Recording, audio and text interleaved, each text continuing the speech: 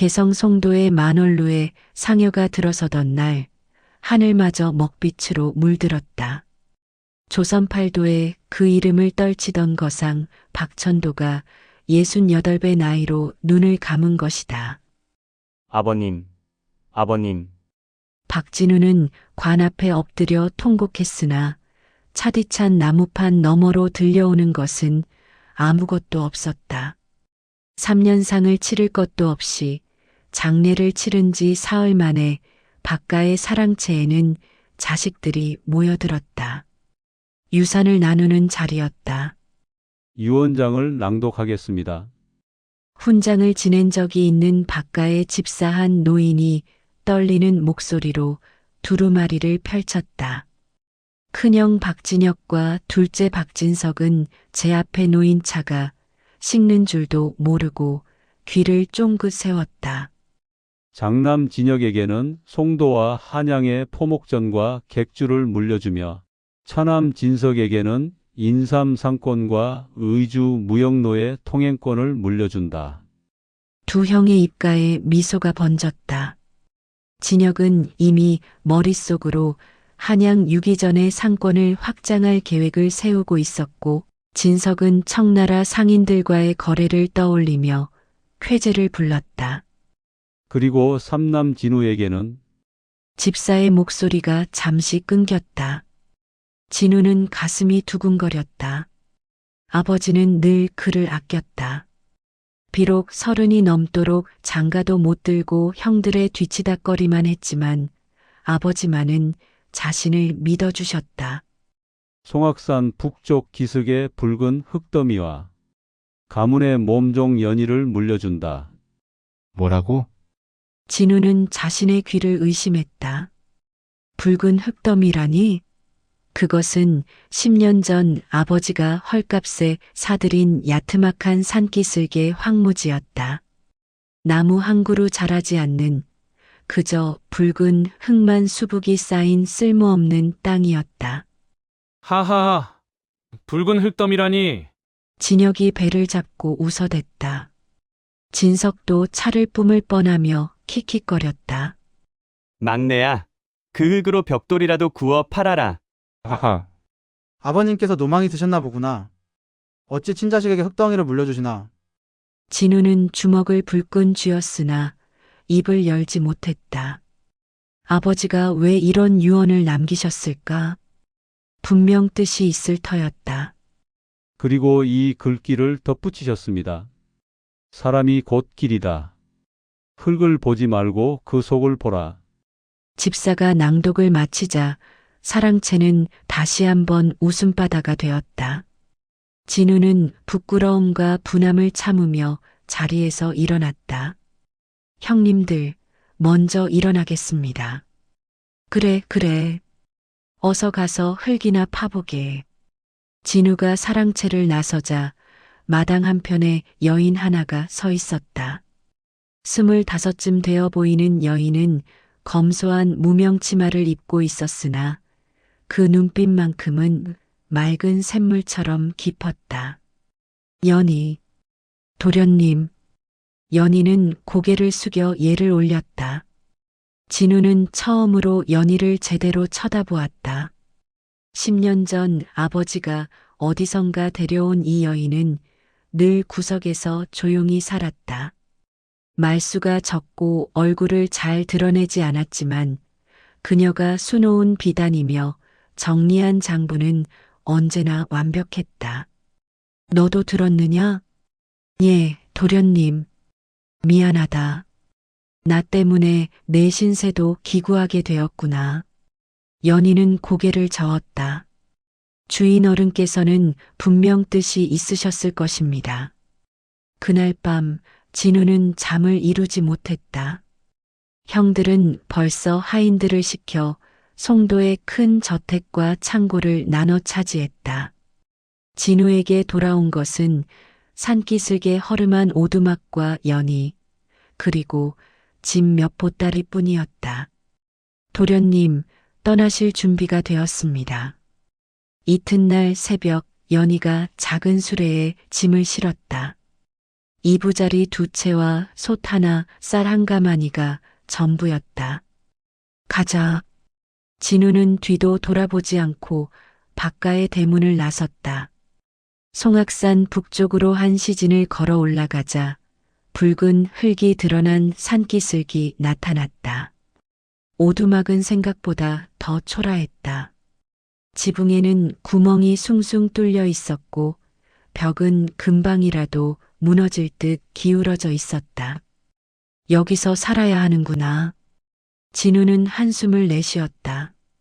연희는 묵묵히 짐을 내려 오두막 안을 정리하기 시작했다. 연희야. 예, 도련님. 나는 정말 아무것도 모른다. 장사도 농사도 이 흙이 무슨 쓸모가 있는지도. 연희는 처음으로 미소를 지었다. 괜찮습니다. 저는 압니다. 뭘 아는데? 이 흙이 무엇인지요? 연희는 밖으로 나가 붉은 흙을 한 줌 집어들었다. 햇살 아래서 그 흙은 마치 불빛을 머금은 듯 은은하게 빛났다. 이것은 그저 흙이 아닙니다. 도련님. 이것은 천년을 기다린 보물입니다. 진우는 연희의 눈을 바라보았다. 그 눈 속에는 그가 한 번도 본 적 없는 확신과 결기가 담겨 있었다. 산 아래에서는 개성에 젖아 거리가 여전히 시끌벅적했고 바가의 형제들은 금은 보화를 세느라 바빴다.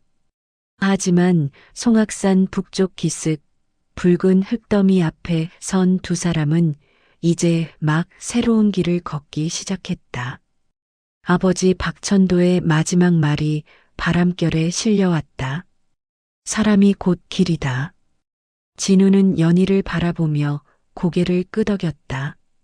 비록 흙더미와 오두막뿐이지만 그에게는 이제 함께 걸어갈 사람이 있었다.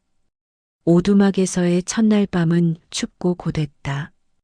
지붕 구멍 사이로 별빛이 새어 들어왔고 산바람은 벽 틈새로 거침없이 파고들었다. 진우는 연희에게 안쪽 방을 내주고 자신은 부엌 아궁이 옆에 누웠다. 도련님, 제가 밖에서 자겠습니다. 아니다. 내가 안에서 자거라. 나는 괜찮다. 진우는 딱딱한 마루에 누워 천장을 바라보았다. 개성의 넓은 사랑채, 푹신한 이불, 따뜻한 온돌. 모든 것이 하루아침에 사라졌다. 하지만 이상하게도 억울하거나 원망스럽지 않았다. 아버지는 분명 무언가를 가르치려 하셨다. 이튿날 새벽 진우가 눈을 뜨자 연희는 벌써 밖에서 무언가를 하고 있었다. 그녀는 산기슭 여기저기를 돌아다니며 붉은 흙을 한 움큼씩 집어 냄새를 맡고 혀로 살짝 하차보기까지 했다. 연희야, 무얼 하는 게냐? 흙을 보고 있습니다, 도련님. 흙을 본다니? 연희는 손에 든 흙을 진우에게 내밀었다. 도련님, 이 흙의 색을 보십시오. 그저 붉기만 한 것이 아닙니다. 자세히 보시면 살짝 붉은 기운 속에 푸른빛이 감돌지 않습니까? 진우는 눈을 가늘게 뜨고 흙을 들여다보았다. 햇빛 아래서 흙은 확실히 묘한 광채를 냈다. 붉으면서도 어딘가 푸른 기운이 숨어 있는 듯했다. 이것은 자토입니다. 고려 때 천하제일의 비색 청자를 빚었던 바로 그 흙입니다. 비색 청자라니. 그것이 뭐냐? 연희는 잠시 망설이다가 입을 열었다. 도련님, 제가 숨겨온 것이 있습니다. 숨겨온 거? 저는 본래 사홍원 집원 유한길의 딸이었습니다. 진우는 깜짝 놀라 연희를 바라보았다. 사홍원 집원이라면 궁중의 모든 도자기를 관장하던 높은 벼슬이었다. 10살 때까지 저는 아버지를 따라 가마터를 돌아다녔습니다. 광주, 이천, 강진. 조선 팔도의 사기장들이 흙을 빚고 불을 지피는 것을 보며 자랐지요. 연희의 목소리에 그리움이 배어 있었다. 아버지는 제게 흙을 읽는 법을 가르쳐 주셨습니다. 흙의 결을 보고 물기를 가늠하고 가마의 온도를 재는 법을요. 하지만 궁중에 영모 사건이 일어났고 아버지는 억울한 누명을 쓰셨습니다. 역적의 딸이 된 저는 관비로 팔려 이곳저곳을 떠돌다가 10년 전 주인 어른께서 저를 거두어 주셨습니다. 진우는 말을 잇지 못했다. 늘 고개 숙이고 조용히 살던 연희에게 이런 사연이 있었다니. 주인 어른께서는 제 출신을 아셨습니다. 그리고 언젠가 제게 말씀하셨지요. 내 아버지의 원한을 풀어줄 날이 올 것이라고. 연희는 붉은 흙을 쓰다듬었다. 주인 어른께서 이 땅을 사신 것도 저를 도련님께 맡기신 것도 모두 뜻이 있으셨던 겁니다. 진우는 가슴이 뜨거워짐을 느꼈다. 아버지는 단순히 재산을 나눈 것이 아니었다. 진정한 가치가 무엇인지, 사람이 얼마나 소중한지를 가르치려 하셨던 것이다. 그럼 내가 날 가르쳐다오. 이 흙으로 도자기를 빚는 법을 도련님께서 정말 배우시겠습니까? 물레질은 매우 어렵고 가마를 다루는 것은 더욱 힘듭니다. 배우겠다. 형들에게는 금은 보화가 있지만 나에게는 내가 있지 않느냐. 연희의 뺨이 살짝 붉어졌다. 그날부터 진우의 수련이 시작되었다. 연희는 먼저 물레를 만들었다. 오래된 수레바퀴를 뜯어내어 축을 세우고 나무판을 깎아 물레판을 얹었다. 그리고 붉은 흙을 물에 개어 반죽하는 법을 가르쳤다. 흙과 물의 비율이 중요합니다. 너무 많으면 흐물흐물하고 너무 적으면 갈라집니다. 진우는 소매를 걷어붙이고 흙을 주물렀다. 처음 만져보는 흙의 감촉은 묘했다. 차갑고 축축하면서도 손 안에서 살아 움직이는 듯했다. 이제 물레 위에 올리십시오. 진우는 흙덩이를 물레 중앙에 올렸다. 연희가 발로 물레를 돌리자 물레판이 빙글빙글 돌아갔다. 양손으로 흙을 감싸고 중심을 잡으십시오. 하지만 진우의 손길이 닿자마자 흙은 비뚤어지고 삐뚤빼뚤해졌다. 물레는 계속 돌아가는데 흙은 제멋대로였다. 안 됩니다. 어찌 일이 어려운 게요? 처음부터 되는 사람은 없습니다. 제 아버지께서 그러셨습니다. 흙은 사람의 마음을 담는다고요. 조급하면 흙도 조급해지고 고요하면 흙도 고요해진다고요. 진우는 심호흡을 하고 다시 시작했다. 하지만 10번을 해도 20번을 해도 흙은 그의 뜻대로 되지 않았다. 손에는 물집이 잡히고 허리는 끊어질 듯 아팠다. 도련님, 오늘은 그만 쉬십시오. 아니다. 한 번만 더. 해가 서산에 걸릴 무렵 진우는 마침내 작은 사발 모양을 만드는데 성공했다. 비록 한쪽이 두껍고 한쪽이 얇았지만 분명 그릇의 형태를 갖추고 있었다. 됐다. 연희야, 됐어. 진우는 아이처럼 기뻐하며 소리쳤다. 연희도 환하게 웃었다. 잘하셨습니다, 도련님. 이제 시작입니다. 그날 밤 두 사람은 오두막 앞에 작은 가마를 쌓기 시작했다. 돌을 주워다가 쌓고 진흙으로 틈새를 메웠다. 연희는 어린 시절의 기억을 되살려가며 불구멍의 위치를 정하고 연기가 빠져나갈 굴뚝을 만들었다.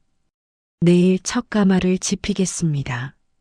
정말 이것이 비색 청자가 될 수 있겠느냐? 될 것입니다. 주인 어른께서 남겨주신 이 흙이라면 분명. 연희는 밤하늘의 별을 올려다보았다.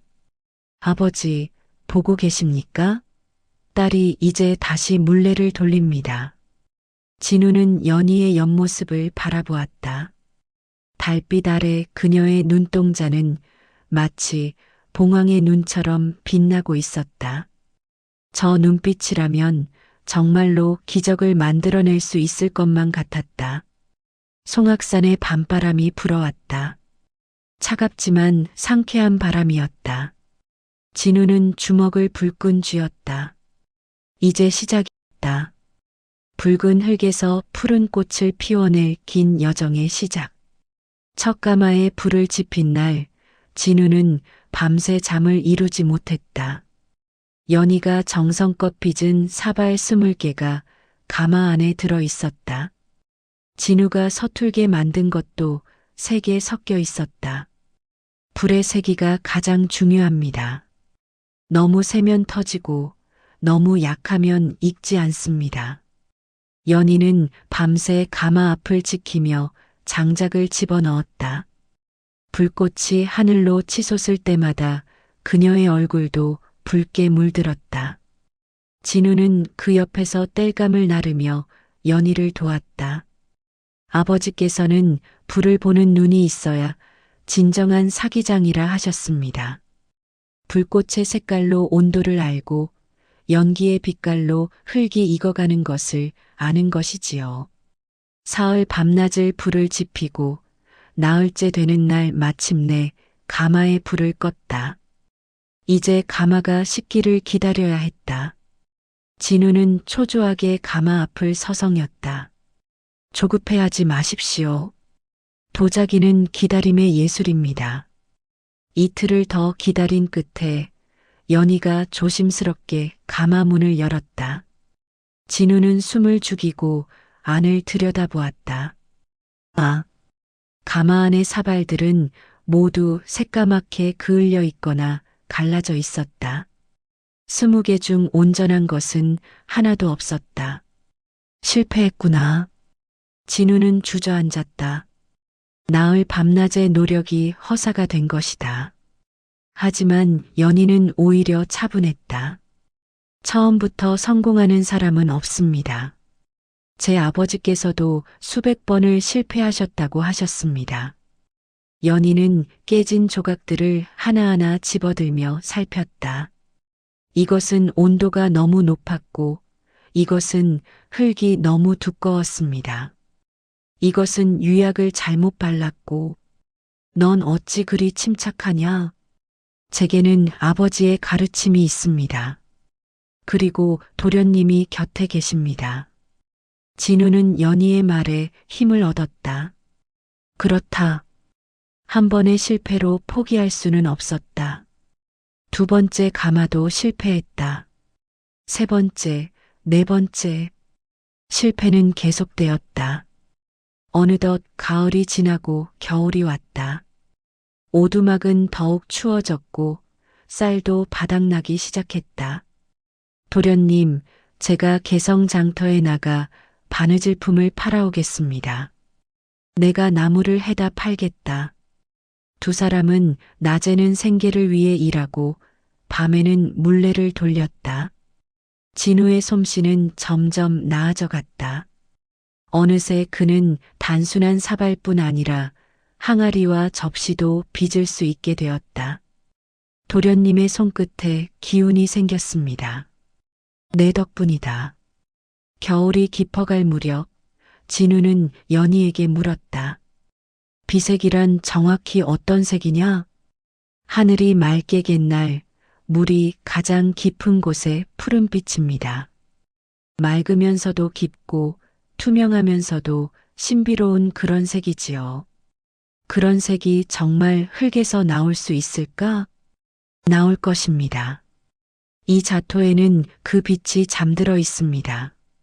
23번째 가마를 지피던 날 봄눈이 내렸다.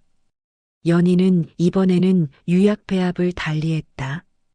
재와 흙, 그리고 비밀스러운 약재를 섞어 사발에 얇게 발랐다. 이번에는 될 것 같습니다. 무엇이 다르냐? 아버지께서 남기신 비법을 떠올렸습니다. 송악산 기슭에 떡갈나무재를 섞으면 푸른빛이 더욱 살아난다고. 진우는 밤새 떡갈나무만 골라 장작을 쪼갰다. 연희는 그 재를 모아 유약에 섞었다. 가마에 불을 지피고 또다시 사흘 밤낮을 지켰다. 나흘째 되던 날 아침, 연희가 가만히 가마에 귀를 기울였다. 소리가 다릅니다. 이번에는 이틀을 더 기다려 가마 문을 열었다. 진우가 먼저 손을 넣어 사발 하나를 꺼냈다. 순간 두 사람은 숨이 멎었다. 아침 햇살 아래 사발은 영롱한 빛으로 빛나고 있었다. 맑은 하늘과 깊은 바다가 만나는 그 색, 세상 어디에도 없는 신비로운 푸른빛이 흙 위에서 살아 숨쉬고 있었다. 비색입니다. 연희의 눈에서 눈물이 흘러내렸다. 진우도 손이 떨렸다. 우리가 해냈구나. 정말로 해냈어. 23번의 실패 끝에 드디어 조선팔도 어디에서도 볼 수 없는 비색 청자가 탄생한 것이다. 가마 안에는 10개의 사발이 모두 완벽한 비색으로 빛나고 있었다. 도련님, 이제 장터로 나가야 합니다. 그래, 사람들에게 보여주자. 두 사람은 청자를 조심스럽게 보자기에 싸서 개성저자로 향했다. 장터 한 구석에 자리를 잡고 청자를 펼쳐놓자 사람들이 하나둘 모여들었다. 이게 무슨 그릇이오? 청자라 하오. 비색 청자입니다. 청자라면 궁중에서나 쓴다던데 이게 진짜요? 한 양반이 사발을 들어 햇빛에 비춰보았다. 그 순간 사발에서 뿜어져 나온 푸른빛에 주변 사람들이 탄성을 질렀다. 이 빛깔 좀 보시오. 마치 하늘을 담은 듯 하구려. 첫날 청자 2개가 팔렸다. 둘째 날에는 5개가 팔렸다. 하지만 진우와 연희는 아무에게나 팔지 않았다. 이 그릇을 사시는 분은 소중히 다루셔야 합니다. 이것은 단순한 그릇이 아니라 마음을 담는 그릇입니다. 허허, 그릇 파는 주제에 손님을 가리는구려. 어떤 사람은 비웃으며 돌아갔지만 어떤 사람은 진우의 말에 고개를 끄덕이며 정성껏 청자를 사갔다. 석 달이 지나자 진우 상단의 비색 청자라는 소문이 개성을 넘어 한양까지 퍼져나갔다.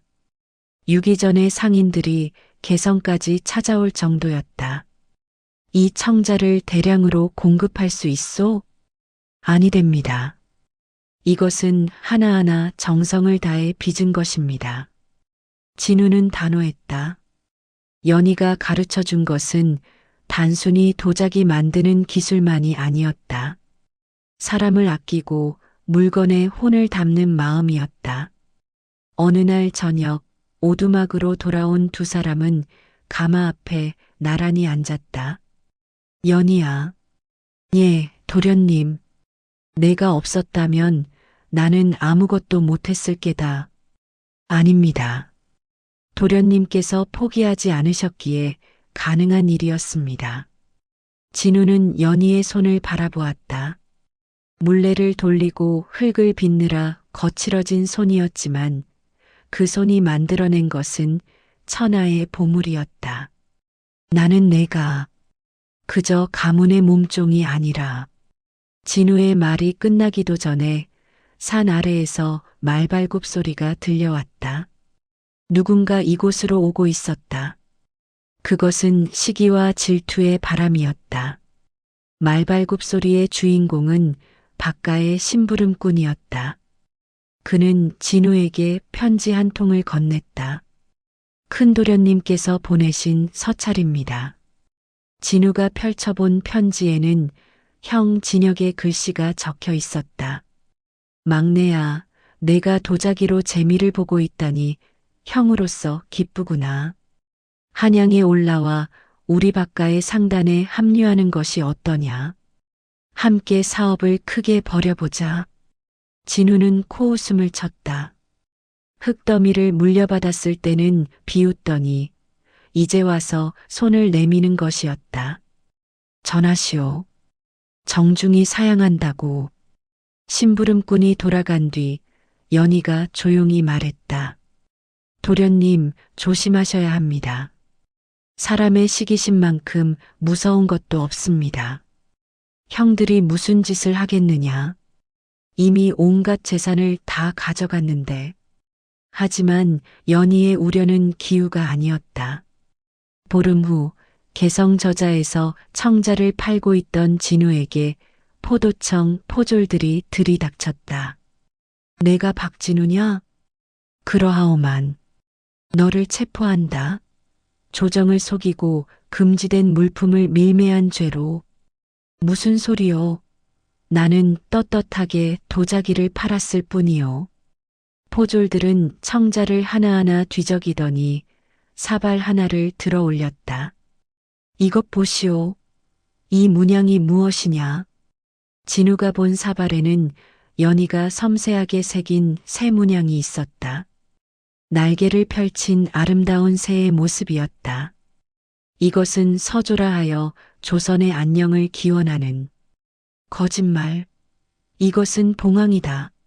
명나라 황실만이 쓸 수 있는 봉황 문양을 감히 조선의 천한 놈이 도용했으니 이는 국법을 어긴 대역죄다. 주변 사람들이 웅성거렸다. 진우는 황당했다. 아니요. 이것은 봉황이 아니라. 입 닥쳐. 개성부사께서 친히 조사하실 것이다. 어서 끌고 가라. 포졸들이 진우를 결박하려 할 때 연희가 뛰어왔다. 잠깐. 이 사람은 무고합니다. 내가 누구냐? 저는 이 도자기를 함께 만든 사람입니다. 그리고 제가 직접 새긴 문양이니 제가 설명하겠습니다. 여자 주제에 감히 물러서지 못할까? 포졸이 연희를 밀쳤지만 연희는 물러서지 않았다. 저는 전직 사홍원 집원 유한길의 딸입니다. 부사 어른께 직접 말씀드리겠습니다. 사홍원 집원이라는 말에 포졸들이 잠시 주춤했다. 결국 진우와 연희는 모두 개성관하로 끌려갔다. 관아 마당에는 이미 사람들이 가득했다. 그리고 상좌에는 개성부사와 함께 낯익은 얼굴들이 앉아 있었다. 박진혁과 박진석, 두 형이었다. 저것들이 범인들입니까? 부사가 물었다. 진혁이 고개를 끄덕였다. 그렇습니다. 부사 어른. 저 불효막심한 놈이 제 친동생이옵니다. 저희 부친께서 돌아가신 후 저놈은 집안의 명예는 생각지도 않고 금지된 물품을 만들어 팔아치부하려 했습니다. 형님, 무슨 헛소리를. 진우가 소리쳤지만 진석이 비웃었다. 아직도 정신을 못 차렸구나. 너는 명나라 황실의 전용 문양인 봉황을 도용했다. 이는 외교 문제를 일으킬 수 있는 중대한 범죄다. 이것은 봉황이 아니라고 했잖소. 이때 연희가 앞으로 나섰다. 부사 어른, 소녀가 말씀드리겠습니다. 여자 주제에 감히 관가에서 입을 열어? 당장 기다리시오. 부사가 손을 들어 제지했다. 그는 날카로운 눈빛으로 연희를 바라보았다. 내가 정말 유한길 집원의 딸이냐? 그렇습니다. 15년 전 영모 사건으로 아버지는 유배를 가셨고 저는 관비가 되었습니다. 하나 아버지께서 가르쳐 주신 도자기의 학문만은 잊지 않았습니다. 그렇다면 이 문양이 봉황이 아니라는 것을 증명할 수 있겠느냐? 연희는 당당히 고개를 들었다. 물론입니다. 먼저 봉황과 서조의 차이를 말씀드리겠습니다. 연희는 손가락으로 허공에 그림을 그리듯 설명하기 시작했다. 봉황은 5가지 색깔의 깃털을 가지고 있으며 꼬리가 3갈래로 길게 늘어집니다. 또한 머리에는 관 모양의 벼이 있고 날개는 반드시 좌우 대칭을 이루어야 합니다. 그래서 하지만 제가 새긴 이 새를 보십시오.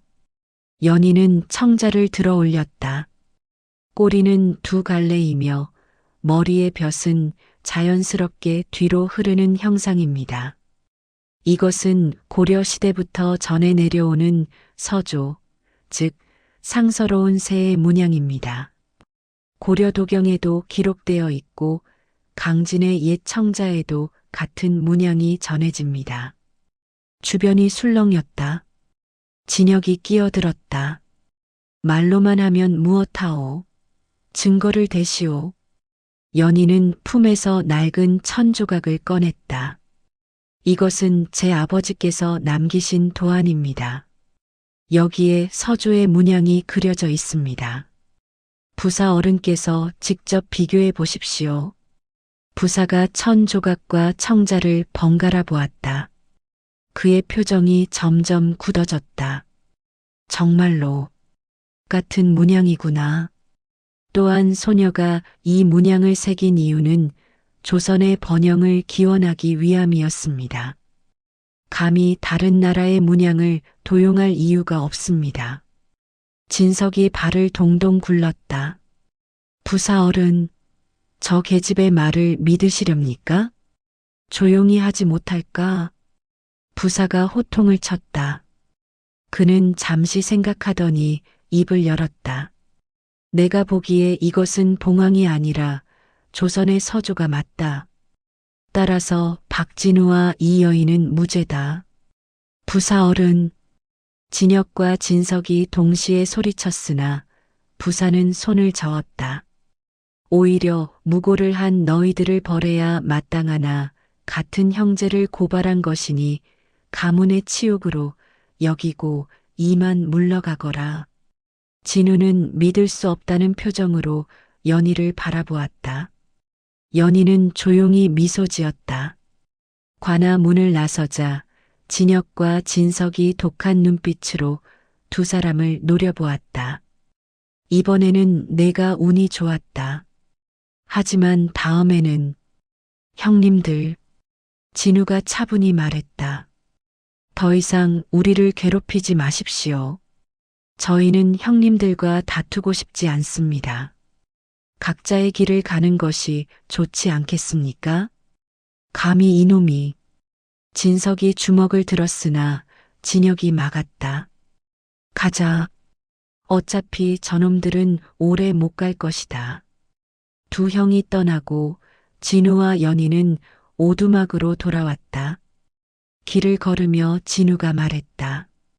오늘 내가 아니었다면 나는 큰일 날 뻔했다. 아닙니다. 도련님께서 정직하게 일하셨기에 당당할 수 있었던 것입니다. 연희야, 나는. 진우는 말을 잇지 못했다. 하지만 그의 눈빛에 모든 것이 담겨 있었다. 연희도 고개를 살짝 숙이며 붉어진 뺨을 감췄다. 그날 밤 2사람은 가마 앞에 앉아 별을 바라보았다. 시련은 있었지만 그들은 더욱 단단해졌다. 그리고 서로에 대한 마음도 더욱 깊어졌다. 송악산의 별빛 아래 붉은 흙에서 피어난 비색 청자가 은은히 빛나고 있었다. 관아에서의 사건 이후 진우 상단의 비색 청자는 오히려 더욱 유명해졌다. 무고를 이겨낸 정직한 상인이라는 소문이 퍼지며 한양의 양반들까지 개성으로 찾아왔다. 이 청자를 우리 집안의 제사상에 올리고 싶소. 혼례 예물로 이보다 더 좋은 것이 없을 것 같소. 하지만 진우와 연희는 여전히 신중했다. 하루에 만들 수 있는 청자는 한정되어 있었고 그들은 절대 서두르지 않았다. 물건을 많이 파는 것보다 좋은 사람에게 파는 것이 중요합니다.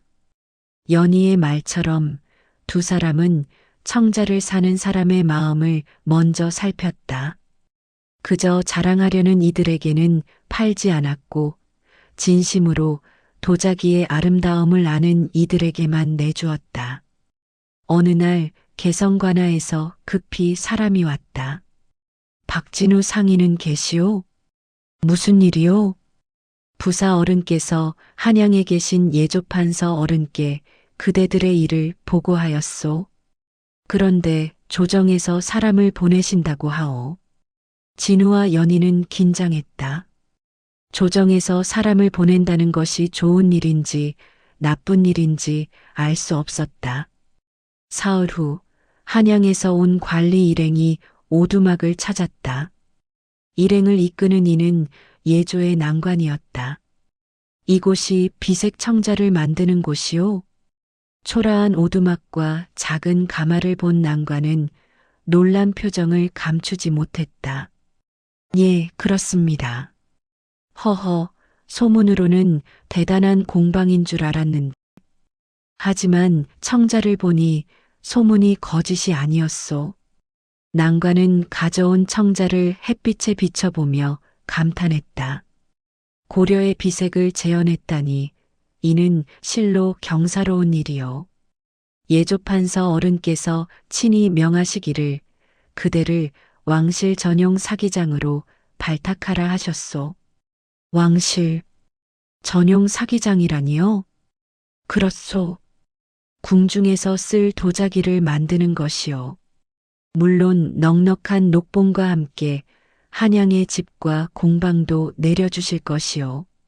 진우는 가슴이 뛰었다. 이것은 평민이 누릴 수 있는 최고의 영광이었다. 하지만 진우는 연희를 바라보았다. 제가 생각할 시간을 주시겠습니까? 난관이 의아한 표정을 지었다. 이런 영광을 두고 생각할 것이 무엇이 있소? 저 혼자만의 공이 아니기 때문입니다. 그날 밤 진우는 연희와 마주 앉았다. 연희야, 나는 한양으로 가고 싶지 않다. 어째서입니까? 이것은 도련님께 주어진 기회입니다. 아니다. 이것은 우리에게 주어진 기회다. 하지만 나는 내가 옆에 있지 않다면 아무 의미가 없다. 연희의 눈이 흔들렸다. 도련님, 나는 내가 그저 스승이거나 동료가 아니라는 것을 안다. 너는 내 인생의 길이고 빛이다. 진우는 무릎을 꿇었다. 연희, 나와 함께 가겠느냐? 몸종이 아니라 내 아내로서. 연희의 눈에서 눈물이 흘러내렸다. 저는 역적의 딸입니다.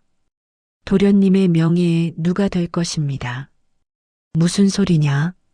내 아버지는 억울한 누명을 쓰셨다. 그리고 설령 그렇지 않다 해도 너는 너다.